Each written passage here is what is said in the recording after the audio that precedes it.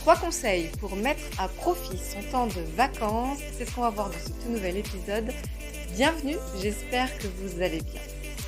Alors, j'enregistre cet épisode au moment de la pause estivale, de l'été. Donc, il y a, j'espère en tout cas, un bon nombre d'entre nous qui vont pouvoir bénéficier de vacances ou de pauses sur cet été. Et c'est toujours très intéressant de mettre à profit ce temps de vacances et je vais vous expliquer pourquoi. Et notamment quand on est dans des démarches de réflexion professionnelle, qu'on se pose beaucoup de questions sur quel avenir on a envie de se donner dans sa vie professionnelle, qu'on se sent perdu, qu'on se sent en perte de sens, qu'on se sent peut-être plus tout à fait au bon endroit, qu'on est dans le brouillard et qu'on ne sait plus comment poser la réflexion. Croyez-moi, la période de vacances peut être un bon moyen de faire une vraie pause, une vraie parenthèse et de réenclencher des réflexions et donc des actions dans un sens positif pour nous faire sortir de cette ornière et retrouver le chemin de l'épanouissement aussi dans notre vie professionnelle lorsque nous serons de retour. Donc ici, je vais vous donner 3 conseils pour bien mettre à profit cette période de vacances dans l'idée de reprendre après de manière plus positive et plus enjouée, plus motivée que jamais lors de la reprise. Donc le premier conseil que je vais vous donner, ça va déjà être de profiter de votre temps de vacances. Faites vraiment des choses qui vous font plaisir, qui vous font du bien. Peut-être que pris dans le quotidien, le rythme infernal que nous avons, vous avez du mal à vous autoriser à prendre du temps pour vous faire plaisir, vous faire du bien. L'avantage des vacances, c'est qu'on va déjà enlever une grosse contrainte du rythme qui est le nôtre, notamment parce que en théorie, on est quand même moins obligé d'aller travailler, hein, même si pour certains, il y aura quand même toujours une activité professionnelle qui va se maintenir. Mais le but, c'est que ce soit quand même plus light, voire même plus du tout de travail, de responsabilité professionnelle le temps des vacances. Donc, notre agenda, notre calendrier se libère. Et donc, c'est très important d'optimiser ça quelque part.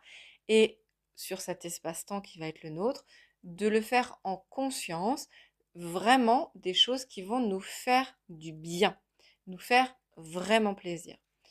Pourquoi c'est important de le faire? Non pas juste parce que c'est bien de se faire plaisir, même si c'est le cas, mais c'est aussi important de le faire parce que le fait de se faire plaisir et de se faire du bien va libérer les hormones du plaisir dans notre corps. Et ça va avoir des impacts très forts, à la fois pour notre, on va dire, bien-être physique, c'est-à-dire qu'on va soulager le stress, on va s'apaiser, être plus serein, euh, plus content de sa journée. Et donc ça va venir nous faire vraiment du bien sur notre état émotionnel, nous apaiser vraiment sur le plan émotionnel. Et puis ça va aussi nous aider à revoir les choses sous un angle plus positif. Le fait de se faire du bien, de faire des choses qui nous font vraiment plaisir, fait qu'on va être content à la fin de notre journée des choses qu'on a accomplies. On va avoir le sentiment d'une journée épanouissante, bien remplie, et ça va nous aider à voir les choses de manière plus positive. Et ça, c'est très important quand on est vraiment perdu dans le brouillard, enfermé dans un cercle de pensées négatives. C'est très important de réussir à en sortir pour se projeter plus facilement sur un avenir plus épanouissant. Pour ça, il va falloir réfléchir à ce qu'on aurait envie de mettre en place, et j'y viendrai juste après. Mais pour y arriver, il faut être dans de bonnes dispositions mentales et émotionnelles. Et pour se mettre dans des bonnes dispositions, eh bien, on a des actions qu'on va pouvoir mettre en place. Et la première action, c'est vraiment faire des choses qui nous font plaisir. Donc, réfléchissez déjà à qu'est-ce qui me fait vraiment plaisir. Ça peut être passer du temps avec mes enfants ou avec ma famille, faire une sortie, une balade, une excursion, inviter des gens à dîner, voir du monde ou aller à des concerts, écouter de la musique, que sais-je, peu importe en fait, faire du sport, euh, faire de la musique, enfin peu importe ce qui vous fait vraiment plaisir, mais accordez-vous du temps pour le faire pendant vos vacances, parce que vous avez du temps qui se libère. Donc, accordez-vous du temps pour le faire. Et croyez-moi, ça va avoir des impacts très positifs sur la manière dont vous allez pouvoir appréhender les choses par la suite.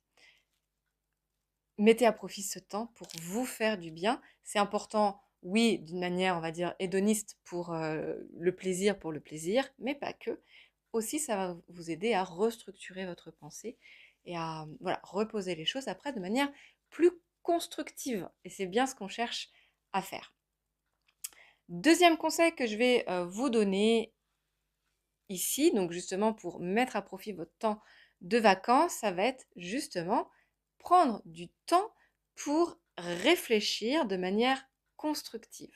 Donc, on prend du temps déjà pour se faire du bien, pour faire des activités qui nous font plaisir, relibérer ces hormones du plaisir et donc se mettre dans de meilleures dispositions pour poser ensuite de manière constructive sa pensée et prendre du temps pour repenser les choses, repenser notre situation de manière constructive. Donc comment on va faire ça? Plusieurs choses, plusieurs conseils que je vais vous donner ici pour reposer sa pensée de manière constructive. La première, ça va être de ne pas se lamenter sur son sort. C'est évident, mais c'est pas forcément facile à faire, de ne pas jouer le caliméro frustré. Ça, c'est un de mes clients qui m'avait dit ça. Finalement, j'apprends à ne plus être un caliméro frustré. Mais c'est tout à fait ce que je vous invite à faire pendant votre temps de vacances. Ne soyez plus un caliméro frustré. Ne vous lamentez pas sur votre situation, même s'il y a mille et une raisons de se lamenter. Ne vous lamentez pas. On ne se plaint pas, on ne se lamente pas, et juste on va poser les choses de manière constructive, objective, avec tout ce qui ne va pas et aussi ce qui va. Donc, on ne se lamente pas, c'est la première chose que je voulais partager avec vous. Deuxième chose, fixez-vous des objectifs. Donc là qu'on est l'été, donc au moment où je vous livre ces paroles, si c'est pendant les vacances d'été que vous allez être amené à poser ces réflexions, peut-être que vous pouvez vous demander, d'accord, qu'est-ce que je voudrais avoir accompli d'ici à la fin de l'année? Qu'est-ce que j'aimerais réussir à mettre en place? Et ça peut être plein de choses différentes. Ça peut être, j'aimerais réussir à y voir plus clair sur ma situation. Sortir vraiment la tête du brouillard, savoir où j'en suis. Je veux que ça soit réussi d'ici à la fin de l'année. Mais ça peut être aussi, je veux avoir quitté mon job d'ici à la fin de l'année. Je veux avoir réussi à négocier avec mon boss d'ici à la fin de l'année. Je veux être claire sur ce que j'ai envie de faire d'ici à la fin de l'année. Bref, quels sont vos objectifs? Pas obligé d'avoir 1000 objectifs, c'est même mieux de ne pas avoir 1000 objectifs, mais au moins un objectif clair, précis, atteignable, même s'il vous challenge un petit peu, même si vous le pensez ambitieux, mais quel est l'objectif que vous avez envie de vous fixer d'ici à la fin de l'année? Ça, c'est très important parce que ça vous donne une vision, ça vous donne un élan, ça vous donne une cible à atteindre. C'est beaucoup plus facile de savoir où on va et de poser les bonnes actions quand on a une cible à atteindre, qu'on sait ce qu'on vise. D'accord? Donc, fixez-vous un objectif, choisissez cet objectif. Encore une fois, ça peut être un objectif très concret. Je veux avoir quitté mon job, trouver un nouveau job. Mais ça peut être aussi un objectif plus intellectuel, comme j'aimerais y voir plus clair sur ma situation et savoir où je m'en vais en fait. Savoir quelles sont les actions, les prochaines actions que je veux mettre en place. En tout cas, un objectif qui vous parle. Donc, on ne se lamente pas, on se fixe un objectif assez clair, avec une échéance, vraiment ça c'est important, avec une échéance. Donc là qu'on est en été, j'ai envie de vous dire quel est l'objectif pour la fin d'année, avec quoi vous voulez redémarrer la nouvelle année. Ça vous laisse plusieurs mois devant vous. Vous pouvez aussi vous fixer un objectif à la rentrée par exemple, septembre, mais l'été n'est pas forcément un moment le plus facile pour atteindre ses objectifs, déployer une action et atteindre son objectif. Donc, on ne se lamente pas, on se fixe des objectifs. Ensuite, réfléchissez à vos obstacles. Qu'est-ce qui m'empêche aujourd'hui d'atteindre mon objectif? Qu'est-ce qui fait que c'est compliqué pour moi, que je suis obligée de me le fixer en objectif? Parce que ça ne va pas être si simple de l'atteindre. Donc, où sont tous vos obstacles? Listez vos obstacles. Ça ne fait pas de mal de savoir ce contre quoi je vais devoir me battre, entre guillemets.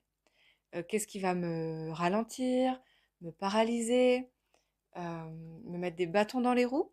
Où sont mes obstacles? Ça peut être des obstacles mentaux, émotionnels, concrets, matériels. Listez l'ensemble de vos obstacles. Par exemple, je voudrais réussir à identifier ma reconversion professionnelle d'ici à la fin de l'année. J'ai vraiment envie de faire autre chose, ou je dois faire autre chose, et je ne sais absolument pas où, ce que je veux faire, etc. Donc, je veux être plus claire là-dessus d'ici à la fin de l'année.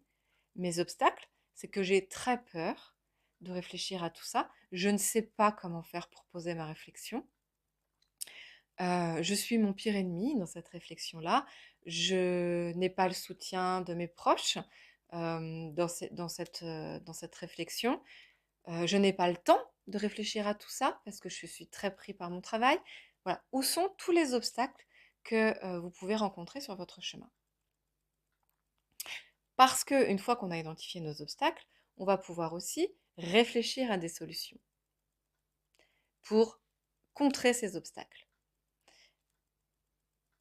Avant de savoir quelle solution je dois mobiliser, il faut savoir contre quoi je vais me battre. Finalement, c'est assez logique. Donc, poser la question de ces obstacles va nous permettre de poser la question de mes solutions. Donc, quelles sont les solutions que je vais devoir trouver en face de ces obstacles et quelles sont mes ressources?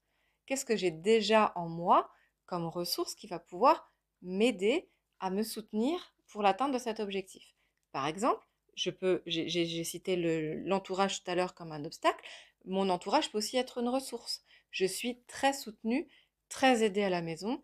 Je sais que j'aurai un soutien sans faille, qu'importe ce que j'aurai envie de faire. Ça peut être une ressource, mais ça peut être aussi, je vais être capable de mobiliser du temps pour ma réflexion, parce que c'est important pour moi et que je vais réussir à m'organiser en conséquence.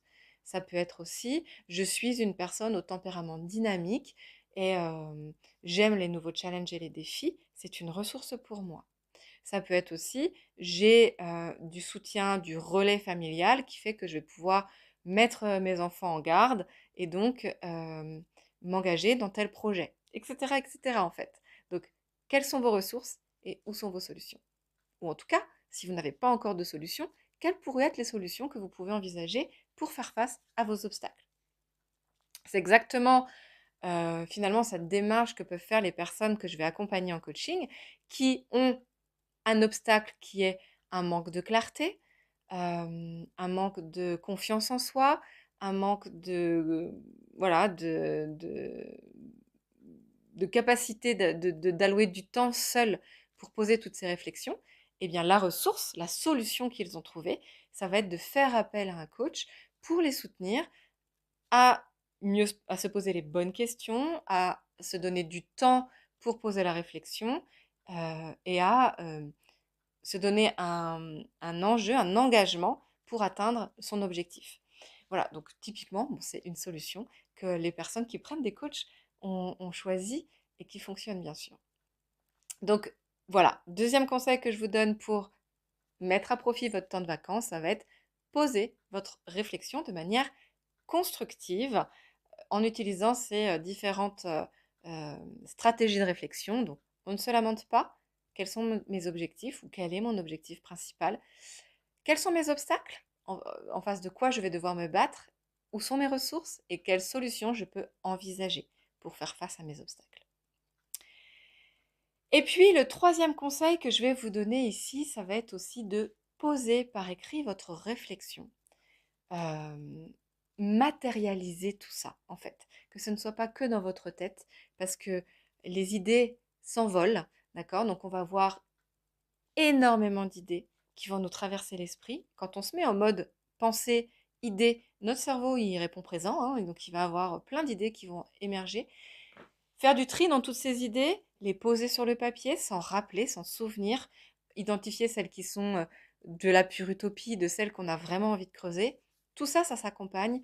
Et mon expérience me prouve que les personnes qui écrivent sont vraiment les personnes qui avancent beaucoup plus vite, qui sont capables de mieux poser la réflexion, qui gagnent en clarté et en confiance plus rapidement. C'est aussi mon cas. C'est-à-dire que moi, j'ai besoin d'écrire pour structurer et pour me donner de l'énergie, en fait, de l'entrain, de l'engagement dans les objectifs que je prends. Ça me fait énormément de bien et lorsque j'arrête d'écrire, je le ressens tout de suite. Donc, je vous invite vraiment à écrire sur un ordinateur, peu importe, sur un cahier, peu importe. Choisissez le mode d'écriture qui vous fait le plus de bien, mais écrivez. Vraiment, ça soutient votre réflexion. Et prenez aussi des engagements vis-à-vis de vous. Et ces engagements, vous pouvez les écrire. Euh, Engagez-vous à vraiment tout mettre en œuvre pour atteindre votre objectif que vous vous êtes fixé avant la fin de l'année. Si vous faites tout ça, vous aurez vraiment mis à profit votre temps de vacances et vous allez repartir à la rentrée sur des bases beaucoup plus constructives, beaucoup plus positives, beaucoup plus efficaces. Et croyez-moi, vous pouvez faire des progrès très, très rapides quand vous vous mettez dans cette énergie. Et quand je parle de progrès, c'est vraiment de sentir que vous cheminez dans la bonne direction et que vous allez vers des décisions, des plans d'action qui vont vraiment vous épanouir et vous faire du bien et vous entraîner un sentiment de fierté dans les prochains mois qui vont venir pour vous. Voilà les amis, ce que je voulais vous partager aujourd'hui. Si cette vidéo vous a plu, je vous remercie par avance de mettre un petit commentaire, un petit like, de partager. Abonnez-vous aussi, mettez les notifications pour recevoir l'ensemble de mes conseils. Engagez-vous, c'est vraiment très important pour vous déjà de vous engager et donc de poser ces petites actions. Ça peut aussi vous envoyer des signaux d'action, d'engagement. Et donc ça peut vous faire beaucoup de bien. Et à moi, soyons aussi clairs, ça m'aide énormément, ça me fait beaucoup de bien, ça me fait avancer de savoir que ce que je vous partage vous donne envie d'approfondir tout ça et de continuer à réfléchir, à cheminer ensemble. Donc merci d'avance pour ceux qui prendront le temps, la peine de liker, commenter et de s'abonner. Moi, je vous retrouve très vite dans tous les cas pour un prochain épisode. N'hésitez pas à télécharger le petit guide que j'ai mis aussi en lien à côté de cet épisode pour vous donner les stratégies incontournables pour vous épanouir dans votre vie professionnelle. On se retrouve très vite. Je vous souhaite une très très belle fin de journée. Prenez soin de vous. Ciao ciao.